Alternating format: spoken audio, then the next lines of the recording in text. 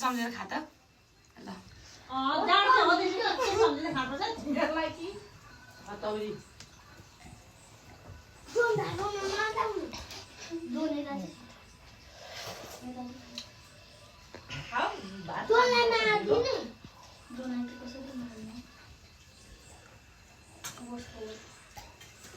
म चाहिँ सकिन है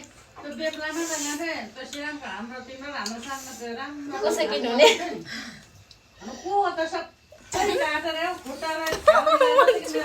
प्रधानमन्त्री प्रधानमन्त्री भयो म मात्रै खान्छु जस्तो भइहाल्नु नि